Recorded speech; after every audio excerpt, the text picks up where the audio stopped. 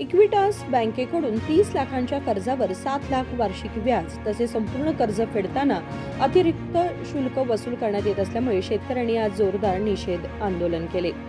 एक शेतकरी संपूर्ण कर्ज फेडण्यास पुढे आल्यावर बँकेने त्याच्याकडून अतिरिक्त 2,25,000 रुपये वसूल केल्याच्या निषेधात कर्नाटक राज्य शेतकरी संघटनेच्या नेतृत्वाखाली आज इक्विटास बँकेविरुद्ध आंदोलन करण्यात आले।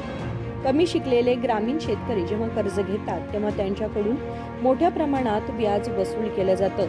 30 लाख रुपयांच्या कर्जावर बँकेने 18 लाख रुपयापर्यंत वार्षिक व्याज वसूल केले आणि एकाच वेळी संपूर्ण रक्कम फेडण्यास तयार झाल्यावर अतिरिक्त 2 लाख रुपये घेतले गेले। अतिवृष्टी किंवा दुष्काळामुळे शेतकरी आधीच अडचणीत असताना इक्विटास बँक शेतकऱ्यांवर अन्याय करत आहे।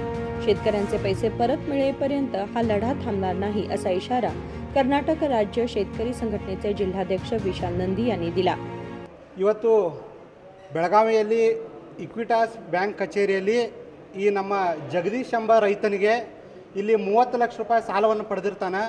30 ಲಕ್ಷ ರೂಪಾಯಿ ಸಾಲವನ್ನು ಪಡೆದಾಗ ವಾರ್ಷಿಕ 18% ಮೇಲಕ್ಕೂ ಅಧಿಕ ಬಡ್ಡಿ ದರವನ್ನು ಅವನಿಗೆ ವಿಧಿಸಿ ಆಲ್ರೆಡಿ 7 ಲಕ್ಷ ರೂಪಾಯಿ ಬಡ್ಡಿಯನ್ನು ಇವನಿಂದ ಪಡ್ಕೊಂಡು ಹೊತ್ನಾಗ ಇವತ್ತು ರೈತ ಅದು ನನಗೆ ಲೋನ್ ಬ್ಯಾಡ್ರಿ ನಾ ಕ್ಲೋಸ್ ಮಾಡ್ತಾನೋ ಅಂಥೇಳಿ ಬಂದ ಇಲ್ಲಿ ಇವ್ರಿಗೆ ರಿಕ್ವೆಸ್ಟ್ ಕೊಟ್ಟಾಗ ಏನಾಗೈತಿ, ಇವರು ಏನು ಮಾಡಿದಾರು 5% ನಮ್ಮದು ಕ್ಲೋಸಿಂಗ್ ಚಾರ್ಜಸ್ ಐತೆ ಅಂತ ಹೇಳಿ ಇದನ್ನ ಅಪ್ಲೈ ಮಾಡಿದ್ದಾರೆ। ಆ ರೈತ ಅಲ್ಲಿ ಸಾಲ ಮಾಡಿ ಇದನ್ನು ಮಾಡಿ ಅಥವಾ ಬೇರೆ ಬ್ಯಾಂಕೆಲ್ಲ ಅಡ್ಡಾಡಿ ತನ್ನ ಬಂಗಾರ ತನ್ನ ಇರ್ತಕ್ಕಂಥ ಎಲ್ಲವನ್ನು ಮಾರಿ ಇಲ್ಲಿ ಸಾಲ ಕಟ್ಟಕ್ಕೆ ಬಂದು ಹೊತ್ನಾಗ ಇಲ್ರಿ ನನ್ನ ಕಡೆ ಅಷ್ಟು ಆಗೋದಿಲ್ಲ, ನೀವು 1% 2% ಆದ್ರೆ ತಗೋರಿ, ನಿಮ್ಮ ಕೈ ಮುಗಿತು ಕಾಲು ಬೀಳ್ತಾನೆ ಅಂತೇಳಿ ಸುಮಾರು 15 ದಿನಗಳ ಕಾಲ ದಿನಾಲೂ ಬ್ಯಾಂಕಿಗೆ ಅಲೆದಾಡಿರ್ತಾನೋ।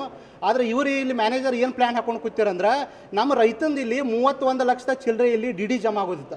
ಅದರ ಸಂಬಂಧ ಏನು ನೋಡೋನು ಮುಂದೆ ನೋಡೋನು ಹೋಗೋನು ಇದನ್ನು ಮಾಡೋನು ಅಂತೇಳಿ ಉಡಾಫಿ ಉತ್ತರ ಕೊಟ್ಟ ಅವನು ಡಿ ಜಮಾ ಆದ ಸಂದರ್ಭದಾಗ 31 ಲಕ್ಷ ರೂಪಾಯಿ 82,000 ರೂಪಾಯಿಯನ್ನು 31,82,000 ರೂಪಾಯಿ ನೀವು ತೊಗೊಂಡ ಇವತ್ತು ಅವನು ಲೋನನ್ನು ಹೊರತುಪಡಿಸಿ ಅಧಿಕವಾಗಿ 2.5 ಲಕ್ಷ ರೂಪಾಯಿ ಇವನಿಂದ ಇವತ್ತು ವಸೂಲಿ ಮಾಡಿದರು।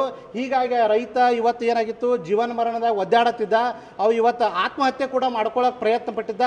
ಆದ್ದರಿಂದ ಇವತ್ತು ಕರ್ನಾಟಕ ರಾಜ್ಯ ರೈತ ಸಂಘ ಈ ರೀತಿ ಅವರಿಗೆ ತಪ್ಪು ತಿಳುವಳಿಕೆ ಆಗಿದ್ದರಿಂದ ಅವ್ರು ರೈತರಿಗೆಲ್ಲ ನಾವು ಹೇಳ್ಕೊಂಡು ಇವತ್ತು ಈ ಬ್ಯಾಂಕ್ನವ್ರಿಗೆ ಬುದ್ಧಿ ಕಲಿಸಾಕ, ಯಾಕಂದರೆ ಇವೇನು ಸ್ಮಾಲ್ ಫೈನಾನ್ಸ್ ಬ್ಯಾಂಕ್ಗಳದಾವಲ್ಲ ಈ ನ್ಯಾಷನಲ್ ಬ್ಯಾಂಕ್ದಾಗ ಸ್ವಲ್ಪ ಡಾಕ್ಯುಮೆಂಟ್ಸ್ ಹೆಚ್ಚು ಕೇಳೋದ್ರಿಂದ ಇವರು ಇಲ್ಲಿ ಏನು ಮಾಡತ್ತಾರ ಅಂದರೆ ಏಜೆಂಟ್ಗಳ ಹಾವಳಿ ಜಾಸ್ತಿ ಆಗೈತಿ। ಇವ್ರು ಏನು ಮಾಡತ್ತಾರ ಅಂದರೆ ಒಬ್ಬ ಏಜೆಂಟ್ 2 ಕೋಟಿ 3 ಕೋಟಿ ವಾರ್ಷಿಕ ಟಾರ್ಗೆಟ್ ಕೊಡ್ತಾರೋ, ಅವು 2 ತಿಂಗಳದಾಗ ಏನು ಮಾಡ್ತಾನೋ ಮನಿ ಎಲ್ಲ ಅಡ್ಡಾಡಿ ಅಲ್ಲಿ ರೈತರಿಗೆ ಹೋಗಿ ಈ ಹೈನುಗಾರಿಕೆ ಮಾಡೋರಿಗೆ ಆಮೇಲೆ ಏನೋ ಸಣ್ಣ ಪುಟ್ಟ ಈ ಬಿಸ್ನೆಸ್ ಮಾಡೋರಿಗೆ ಇದ್ ಕಡೆ ಹೋಗಿ ಲೋನ್ಗಳನ್ನ ಕೊಟ್ಟು ಇವ್ರಿಗೆ ಏನು ಮಾಡತ್ತಾರ ಅಂದ್ರೆ ಅವು 2 ತಿಂಗಳು ಲೋನ್ ಕೊಡಿಸ್ತಾನು, ಕೊಡಿಸಿ ಗಾಯಬ। ಆಮೇಲೆ ಏನಂತಾರೆ ಮ್ಯಾನೇಜರ್ನ ಕೇಳಕ್ಕೆ ಬಂದ್ರೆ ಐತಿ, ಇಲ್ರಿ ನಾವು ಮೊದಲೇ ನೀವು ಸೈಟ್ ತೊಗೊಂಡವಲ್ರಿ, ಯಾವ್ದಾರ ರೈತ ಇವತ್ತ ಒಂದು ಬುಕ್ಲೆಟ್ ಗಂಟ್ಲೆ ಓದಿ ಇವ್ರದ್ದು ಒಂದು ಬುಕ್ ಇರ್ತೈತಿ, ಆ ಬುಕ್ ತುಂಬ ಇವ್ರು ಸಹಿ ಮಾಡಿಸ್ಕೋತಾರೆ, ಯಾರು ಓದಿ ಅದನ್ನ ಸಹಿ ಮಾಡೋಕ್ಕೆ ಸಾಧ್ಯನೇ ಇಲ್ಲ।